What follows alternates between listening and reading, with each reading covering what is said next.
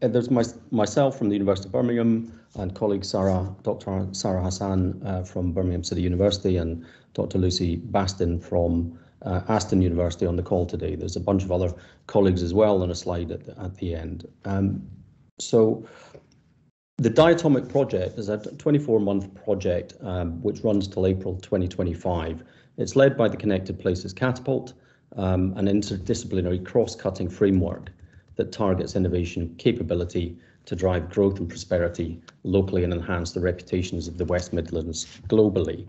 So one work package in that wider DIATOMIC project is for a targeted digital twin demonstrator, and that's across 3 geographical areas and distinct focus themes across Birmingham City itself.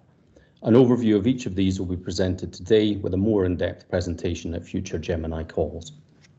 The targeted areas for the digital twin are energy being one, air quality is another, and fuel cell operation is another as well. And each of the university colleagues is responsible for one of these.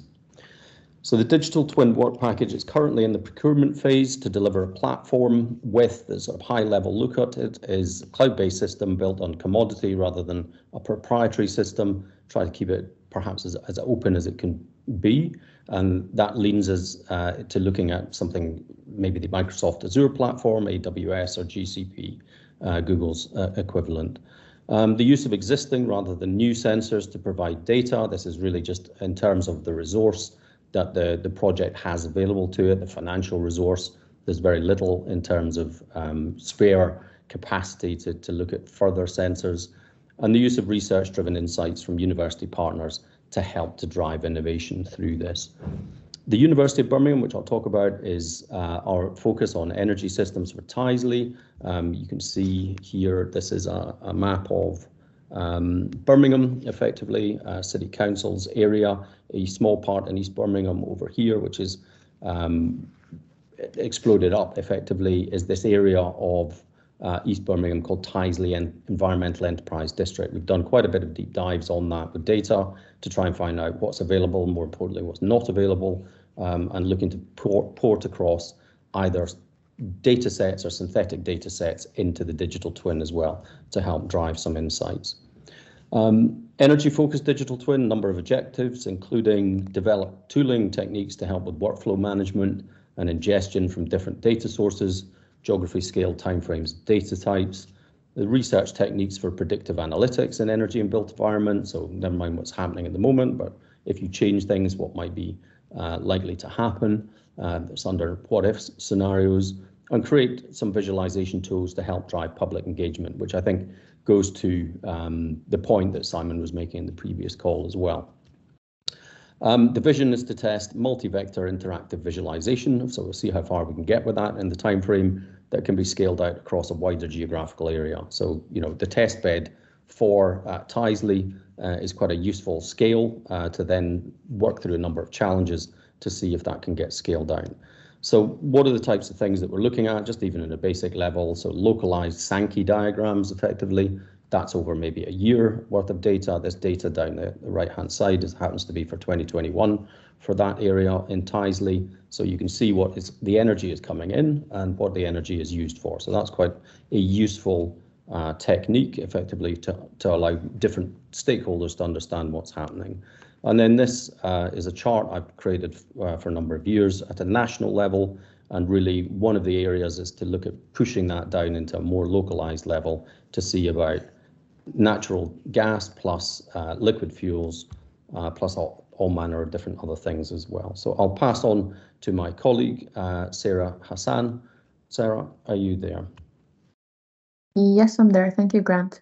So for the BCU case study, I just want to put it in context of the digital twin objectives, which I'm sure a lot of the people on this call, if not everyone, are familiar with.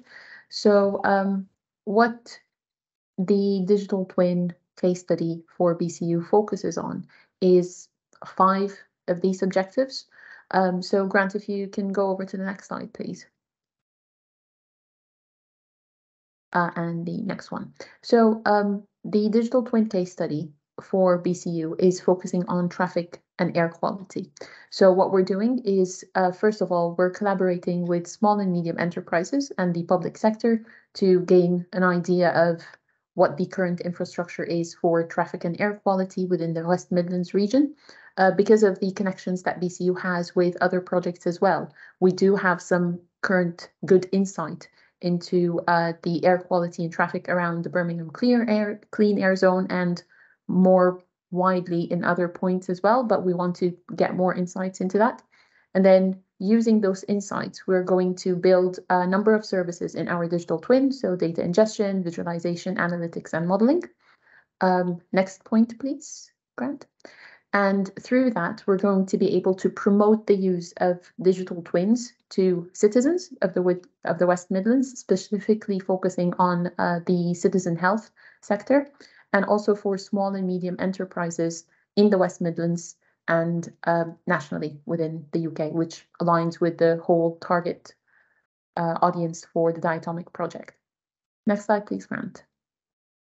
Aligned with the objectives of the Digital Twin Hub as well is through this promotion, we're going to be able to connect with the SMEs and the public sector to create impact case studies of our digital twin, which hopefully would feed into the community that the Digital Twin Hub is trying to build of case studies of using the digital twin.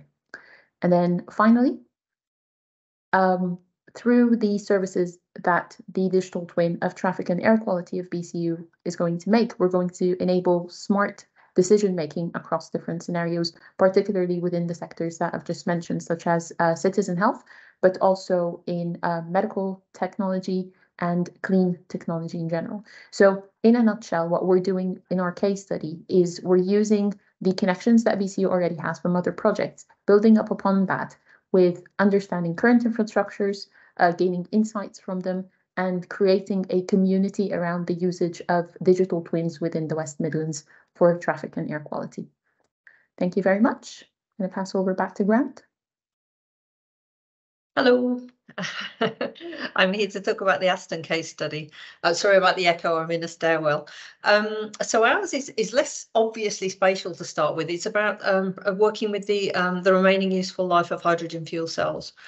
So predicting that more accurately in order to manage the failure and the maintenance of those cells. And we've got several kind of incremental development steps in our case study.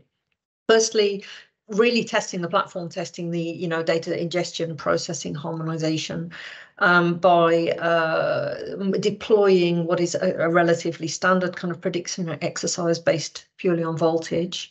And then in the next slide, we take it up a step to try and make that prediction more accurate by using a range of contextual variables. This is where we have more real-time sensor information coming in of a range of different phenomena from the vehicle, from the fuel cell, in order to try and have something more like the kind of cycle that we're expecting from a digital twin. This is where more of the machine learning will come in.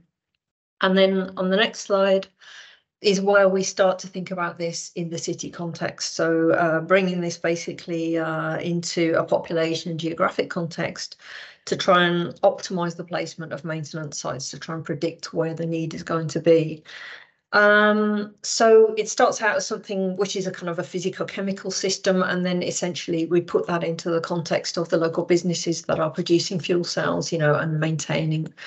And the overall priority for us and probably for our other partners on this DIATOMIC project is to take a really rigorous software engineering approach to this, to articulate and abstract these problems so that as far as possible we can produce modular functions, modular blocks on the digital twin, which can be reusable not just between the case studies, but also for SMEs more widely who have economic questions, environmental or business challenges. So obviously some of those will be to do with things like data ingestion, data harmonization, semantics, but also some of these kind of models of systems which degrade or decline in particular ways and can be reparameterized for other contexts. So that's our goal, really, is to try and generate a whole lot of blocks that can be useful for the city, for research, and for everybody.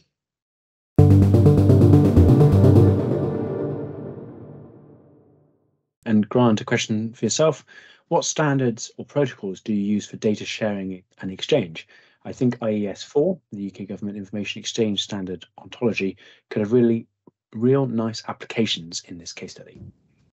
So to the anonymous poster, thank you for pointing that out. I've taken a note of that.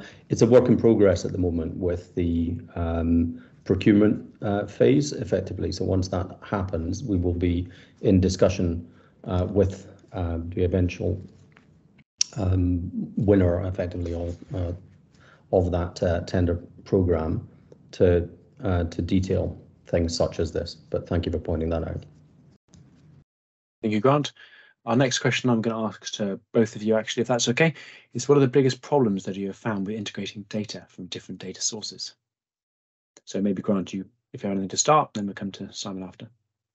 Yeah, just very quickly, I posted there a chart which looks at national level data. That's great because national is bounded quite nicely. When you get into localized energy systems in particular, it's usually the boundaries that's a real challenge. There is data, but it's at a different boundary than other data. And how do you then allocate appropriately certain data sets across so you're looking at the same thing? And also, Lucy, to yourself, if you have anything to add as well. In terms of integrating data, I think a lot of the problem is often cultural or institutional, not technical, the ways that people do things. And this is why we're discussing very extensively, going to the previous question, the standards and protocols, and trying to ensure looking down some of those in the procurement for DIATOMIC.